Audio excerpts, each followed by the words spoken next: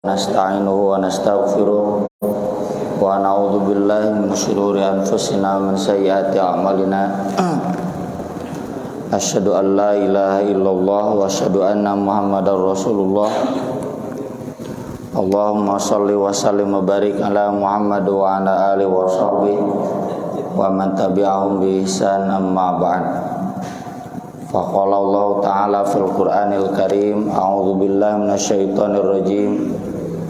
Walaqad wasaynal ladzina utul kitaba min qablikum wa iyyakum anittaqullaha wa in takfuru fa inna lillahi ma fis samawati wa ma fil ard wa kana Allahu ghaniyyan hamida.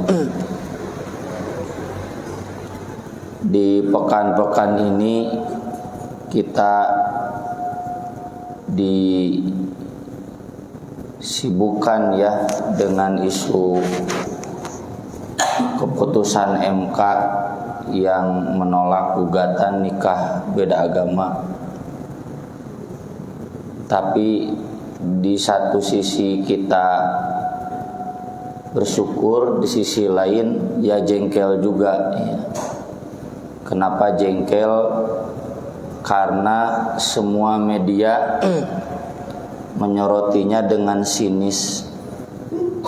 Di semua, tentunya yang saya tahu ya, di semua dialog-dialog, diskusi-diskusi yang diselenggarakan di media-media, apalagi di medsos ya, netizen itu menghajar habis-habisan lah. Menyebutnya terbelakang itu undang-undang tahun 70 yang tidak sesuai lagi dengan konteks zaman. Itu undang-undang otoriter sesuai dengan zaman Soeharto, zamannya otoriter, zamannya memaksakan kehendak dan sebagainya. Yang membuat kita sedikit khawatir juga ya, saudara-saudara kita akan mengadakan muktamar fikih peradaban, tapi temanya itu tentang piagam PBB, terutama di isu HAM ya, Universal Declaration of Human Rights, deklarasi universal tentang hak asasi manusia. Saya lihat rincian acaranya karena sampai suratnya ke ormas kami. Para pembicaranya ini seakan-akan hendak digiring ya, bahwa untuk konteks fiqhul waqi', fikih kekinian, maka piagam PBB itu bisa dijadikan dasar untuk kemaslahatan umum. Kemaslahatan umum, perdamaian abadi, ya mungkin tidak jauh beda dengan visi ketua umumnya yang dari jauh-jauh hari kita sudah tahu. Sejak beliau jadi sekjen, kemudian pengurus MUI, berani masuk ke Israel, kemudian mengadakan seminar di sana dan menggagas satu tatanan dunia baru. Tatanan dunia baru itu adalah dunia yang menerima Israel, gitulah kesimpulan sederhananya mah. Meski tentu ini baru kekhawatiran, belum wujud duka kumang ke hasilnya. Kita hanya berharap bahwa masih berharap di ormas saudara kita itu masih ada kiai-kiai yang lurus, ketua syuronya juga syuriahnya kita tahu ya, beliau berilmu tinggi, soleh. Beliau juga ketua umum MUI.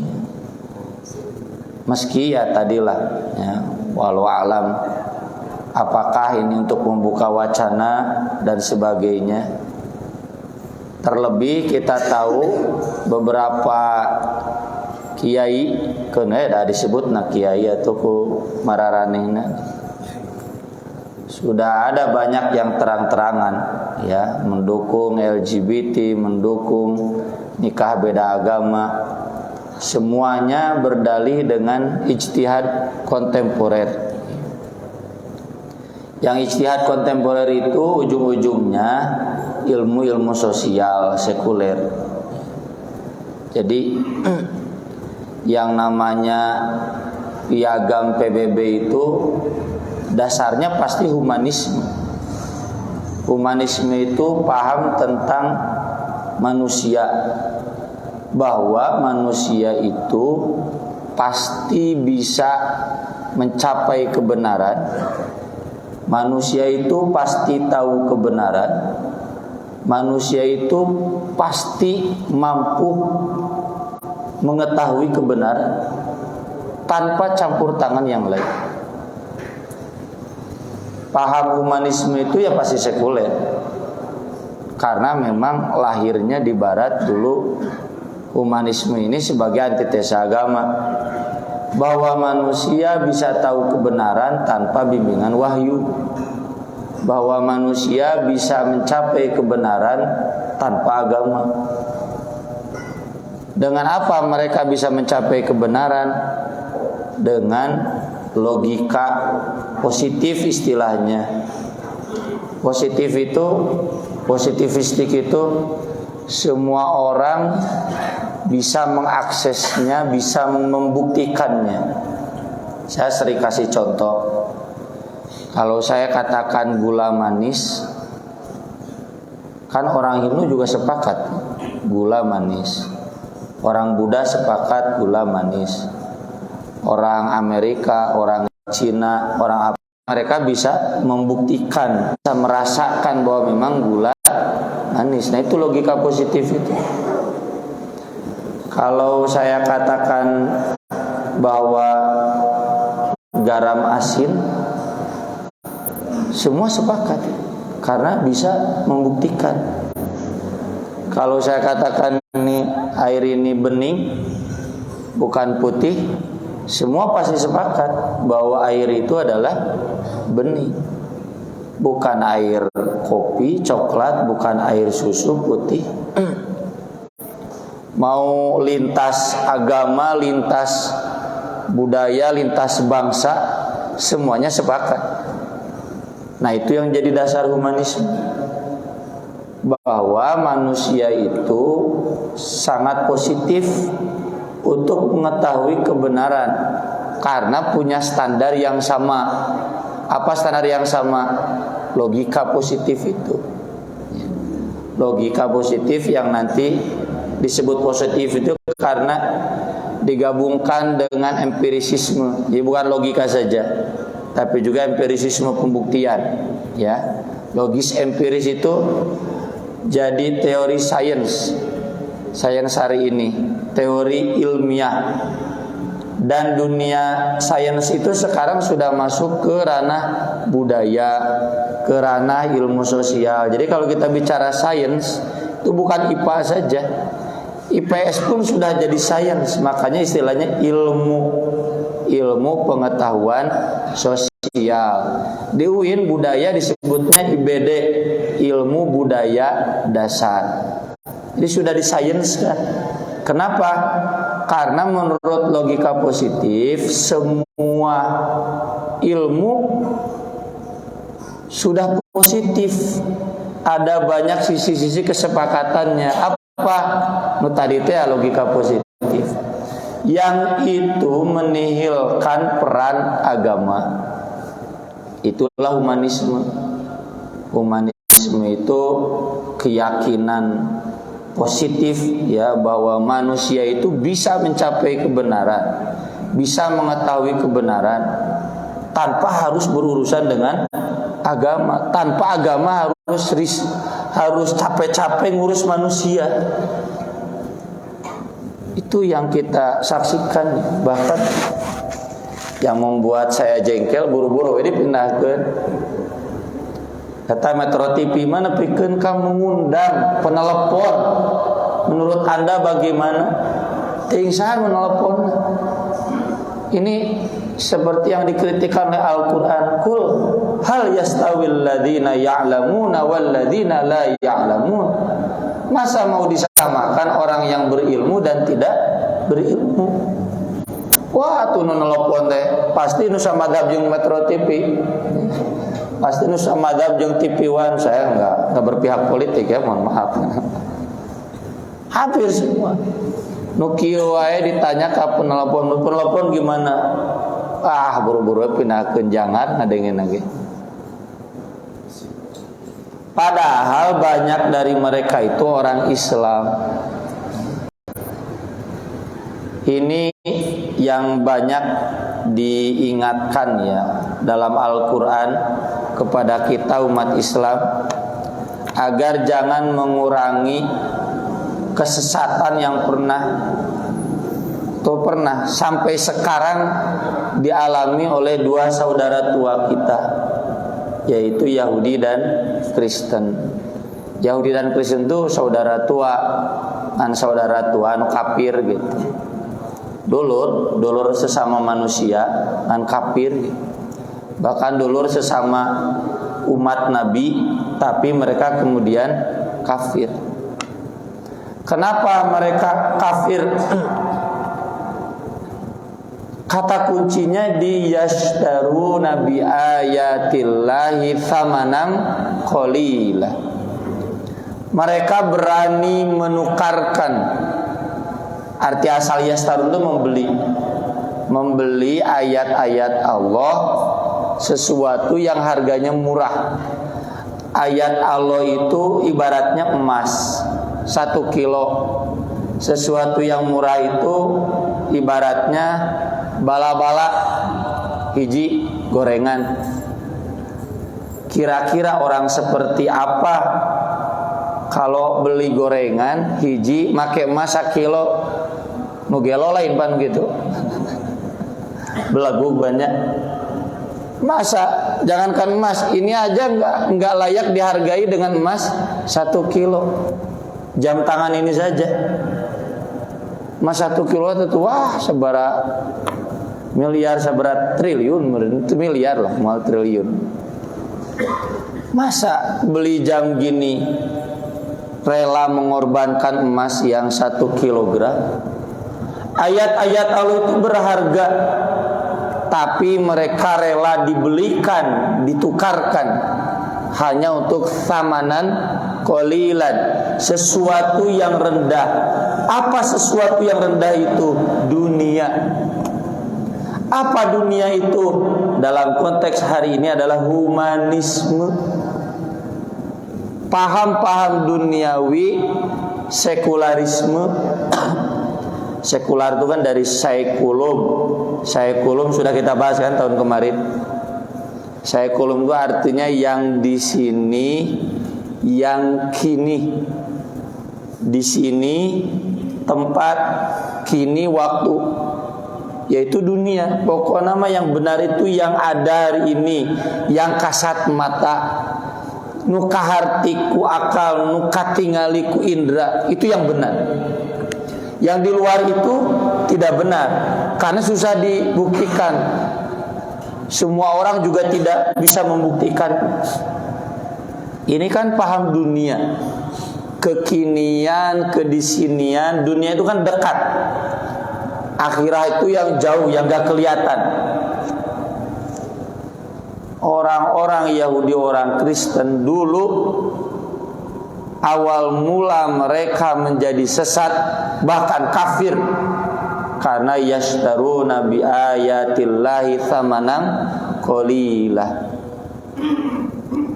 Dan ada banyak modusnya. Pertama, kalau kita rujuk surat Al-Hadid,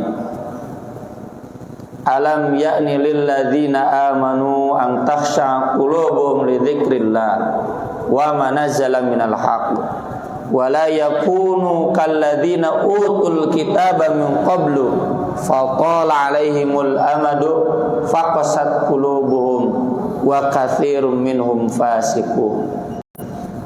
Bukankah sekarang waktunya, belum datangkah waktunya bagi orang beriman untuk khusyuk hati mereka pada apa yang diturunkan oleh Allah, al-haq, wahyu kan, Quran, sunnah. Dan jangan sampai seperti orang-orang ahli kitab. Ahli kitab itu Yahudi dan Kristen. Masih kan disebut ahli kitab karena mereka punya kitab.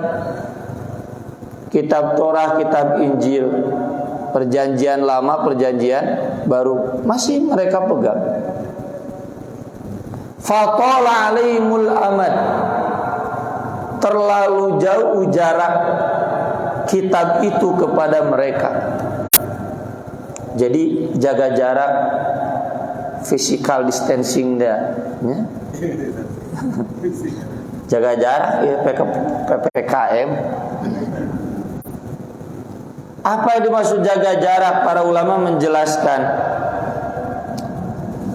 tara dibaca, tidak dikaji, tidak dihafalkan, tidak diamalkan. Itu yang bersuara begitu itu umumnya ya netizen itu nutara ngararaji dan besok ngararaji mah moal mungkin. Makanya bagus juga tuh disertasi dari Zuli Qadir ya, tokoh muda Muhammadiyah, memang rada liberal. Disertasinya tentang pengaruh gerakan liberalisme kepada umat Islam. Kesimpulannya hanya dua yang gak bisa dimasuki oleh paham liberalisme. Satu, khutbah Jumat. Dua, majelis ta'lim. Saya dapat laporan dari teman saya yang Jumatan di Masjid Cut Mutia, ya, Masjid Nudul Irfan Hakim, nikah di sana, dan banyak lagi artis. Siang ini dulu zaman milis, khotib Jumatnya Abdul Muksid Gojali. Abdul Muksid Gojali itu kan ketua jil terakhir, yang sesudah Ulil Absar Abdallah. Abdul Muksid Gojali itu yang bikin pertama buku Islam liberal, ya, tentang pemikiran-pemikiran liberal. Kirain cenah mau bahas liberalisme, enggak. Dia ternyata membahas tentang akidah Islam. Dan kita jangan terkecoh, Pak, Bu, kalau ada orang liberal membahas tentang akidah Islam, membahas tentang sesuatu yang sifatnya sufistik, ya. Saya dapat baca berita di Republika dulu, Pak Syafi'i Ma'arif itu, kita tahu kan gimana beliau sampai akhir hayatnya, setahu saya nggak pernah berubah pemikirannya. Makanya bentrok jeung Pak Amin Rais jeung Pak Dinda Samsudin tercocok lah gitu. Itu beliau kalau mendengar khutbah, mendengar alunan Quran menangis. Beliau rajin sholat tahajudnya. Teman saya itu staf akademik di UIN Jakarta, teman S2 dulu, tuh juru informasi Ustaz Adian Usaini lah, kalau butuh informasi tentang UIN ke beliau gitu.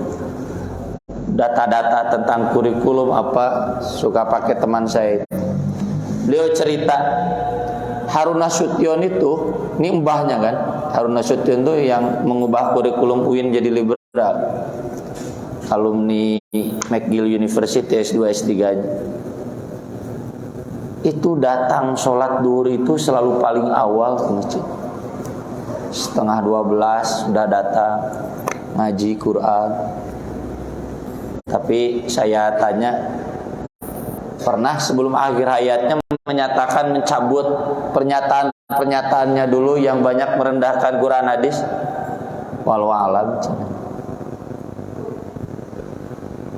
Jadi orang-orang ini kalau masuk majelis talim, khutbah Jumat, kabawakeun ku urang,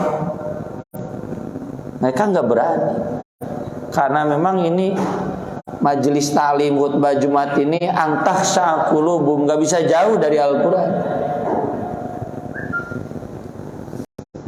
Senior saya itu ketika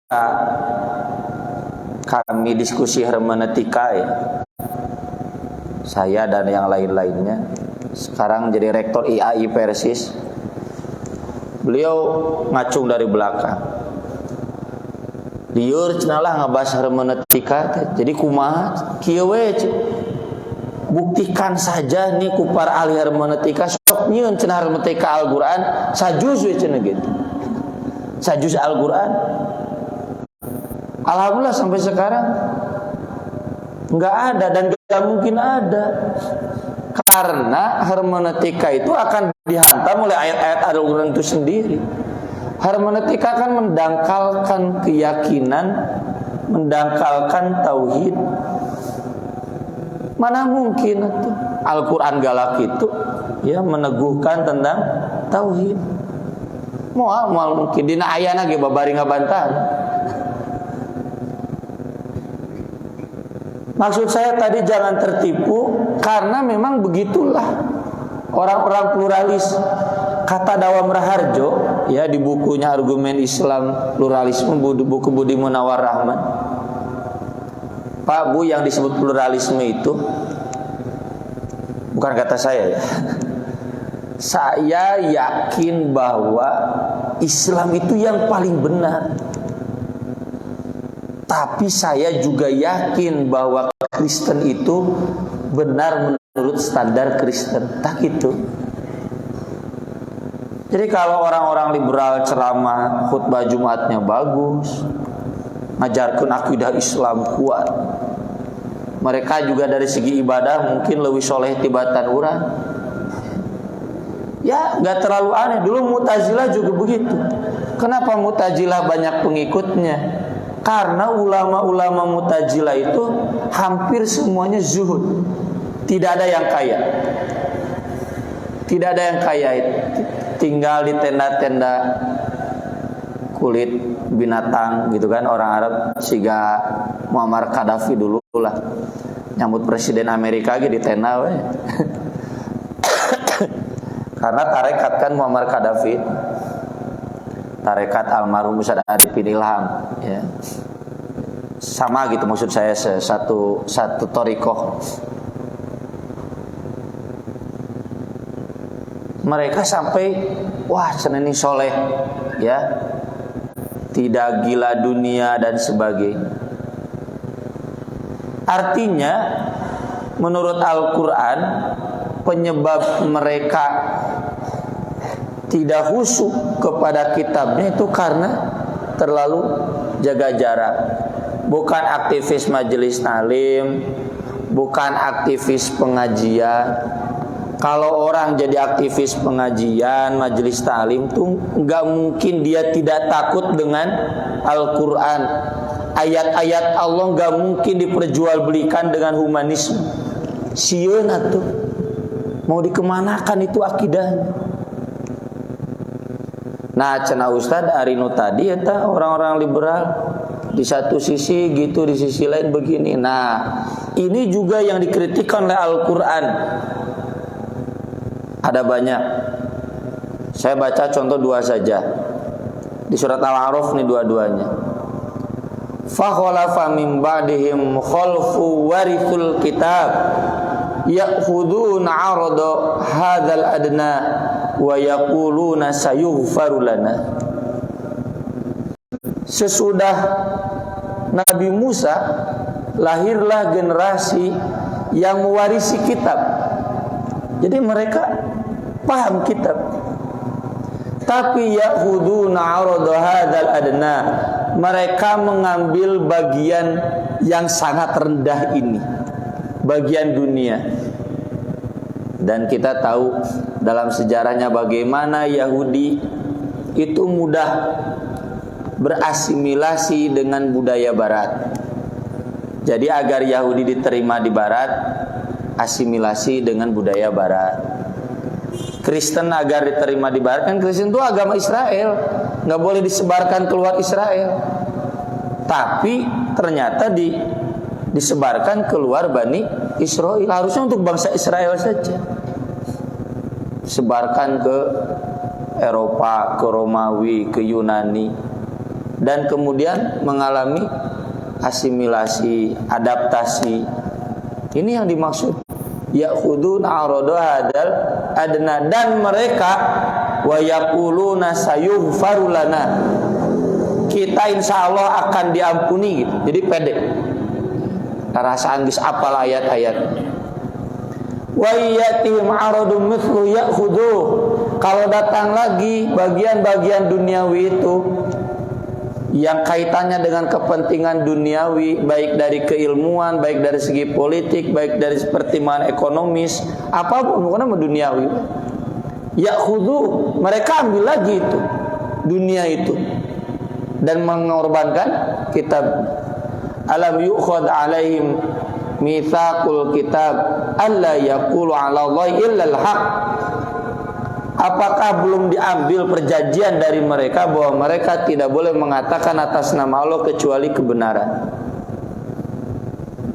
Wa darul akhiratu khairul lil ladzina taqau afala ta'qilun, negeri akhirat lebih baik bagi orang-orang bertakwa, apakah mereka tidak berpikir?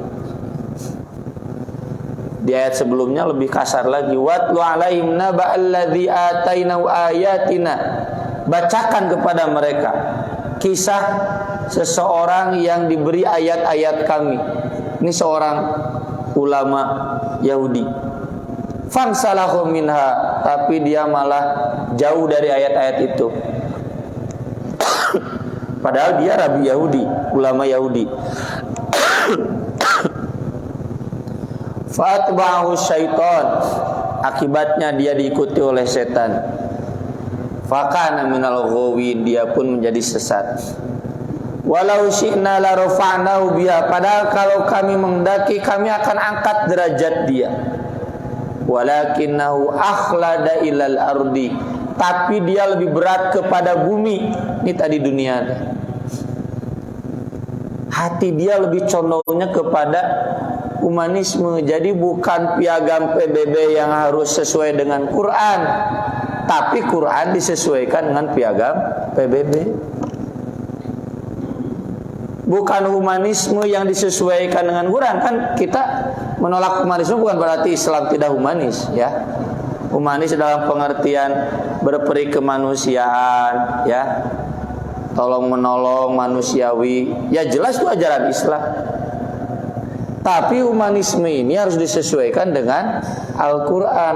Yang ada hari ini dalam logika netizen, ya, dalam logika masyarakat umum yang ramai-ramai mengkritik MK, bahkan 2 hakim MK lagi masih kena ayat pan kemarin. Tinu salapan mah 2 hakim MK mah bikin second opinion, dan mereka berhak untuk itu, untuk nutuju saroleh kene dina babeta mah. Ini mereka berani seperti itu karena Qur'annya yang disesuaikan dengan humanisme, Qur'an yang disesuaikan dengan sekularisme. Maka kata Allah, fa mathaluhu kamathalil kalbi, perumpamaan mereka seperti anjing.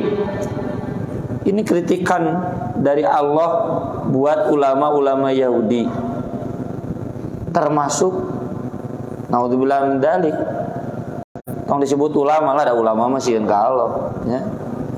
Buat kiai-kiai yang keblinger, buat tokoh-tokoh agama anu rajin menyuarakan LGBT, rajin menyuarakan nikah beda agama, itu hakikatnya anjing-anjing cek Allah. Ing tahmil alai yalhas au tatruku yalhas, dibere ngelel, anjing mah teu dibere ngelel. Maksudna naon? Sawaun alaihim a'amdar taum am lam tungdirhum la yu'minu. Orang-orang seperti ini geus selain nasihat keuneun, ya, persis sama seperti fatwa Syekh Al-Ghazali, ya, gurunya Syekh Yusuf Qaradawi. Ketika dia ditanya dalam pengadilan, menurut Syekh ketika Farag Fauda dibunuh. Farag Fauda itu mun ayeuna mah lah ulilna gitunya, tokoh-tokoh liberalna lah. Dia tokoh Islam tapi liberal di Mesir. Dibunuh ku aktivis Ikhwanul Muslimin. Nah, ini Syekh Al-Ghazali itu dihadirkan sebagai saksi yang meringankan. Menurut Syekh, kalau ada orang seperti dia dibunuh secara hukum Islam gimana? Jawabannya tegas, halal. Karena sudah berani menghina Al-Quran, sudah berani menghina hadis syariat, atau di-upload, diberitakan. Sampai sekarang yang jadi tersangka itu Syekh Al-Ghazali. Ya, Syekh Al-Ghazali jadi tersangka. Kenapa? Karena sudah menghasut ya kelompok-kelompok teroris untuk membunuh orang-orang liberal gitu. Tapi Syekh Al-Ghazali juga menyampaikan pembelanya dan gak jadi. Apa salah saya? Kan saya ditanya di pengadilan bukan di forum umum. Ai menghasut mah tuh juga Ahoknya. Ongko ieu teh acara tentang naon perikanan banyak di Pulau Seribu teh jol ngomong-ngomong ngagoreng Quran tahan gitu menghasut. Saya cuma ngomong di pengadilan. Dan memang secara hukum Islam begitu. Ini juga saya ini dalam pengajian ini bukan menghasut. Bisa kayak bapak-bapak keluar dia tayangan liberal payan ulah. Tetapi cuma secara hukum Islam kalau diproses diadili itu ujung-ujungnya boleh dihukum mati. Sudah jadi anjing-anjing mereka itu. Kepada orang-orang ini kita capek lah ya. Wajadilum billati yasan ge capek. Makanya cenah hadirlah supaya hadir mah jadi pendengar lah, menyimak nih mau kemana, dan kita juga tidak akan suudonnya ai hariwang mau menang. Mau kemana diarahkan ngan ditakdirkeun kadinya nya siap-siap kita pasang badan ya, pasang kuda-kuda para ulama muda terutama ya kumaha ngarumuskeun kenapa logikanya jadi dibalik. Bukan piagam PBB disesuaikan dengan Quran Sunnah, malah Quran disesuaikan dengan piagam PBB. Dan tugas kita ini berarti mari sama-sama kita kuatkan minimal keluarga kita untuk tidak lepas dari majelis ta'lim ya. Untuk tidak lepas dari kajian-kajian Al-Quran. Eta wungkul nu bisa nyalametkeun urang masyarakat ayeuna udah nggak ada lagi. YouTube nggak bisa menyelamatkan, belum tentu bisa menyelamatkan. Twitter, ya, Facebook, Google. Sekarang kan umat Islam ngarujuk kajian Islam ke mana? Ke Google. Saya kalau di kelas capek, sednaro capek ngaladen. Ai marane arapal ti mana nu kieu? Tina medsos ustaz cenah gitu. Jadi cete marane teh santri lain ngarujukan kitab gitu. Ngarujukan kanu Google. Jadi rujukan agama itu sekarang adalah Google. Ya memang ada banyak yang baik tapi juga banyak yang tidak baik, dan masalahnya Google tuh bisa nyaring gitu. Tapi yang bisa menyaring itu adalah majelis ta'lim. Majelis ta'lim itu bisa menyaring. Sekelas Abdul Muqsid Ghazali saja nya ceramah di majelis ta'lim malwanian liberal. Itu sedikit mungkin dari saya mengingatkan kembali tentang bagaimana Al-Quran menyoroti kesesatan ahli kitab. Semoga kita tetap kuat ya, dan tidak terbawa budaya-budaya ahli kitab, tidak terbawa arus, tetap istiqomah dalam agama kita dan dalam akidah kita. Sekian yang bisa saya sampaikan. Barangkali sebelum ditutup ada yang mau menambahkan, saya persilakan.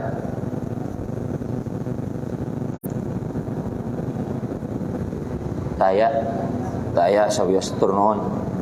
Aqulu qouli hadza wa astaghfirullah li wa lakum subhanakallahumma bihamdik asyhadu an la ilaha illa anta astaghfiruka wa atubu ilaik. Wassalatu wassalamu ala Rasulillah. Wassalamualaikum warahmatullahi wabarakatuh.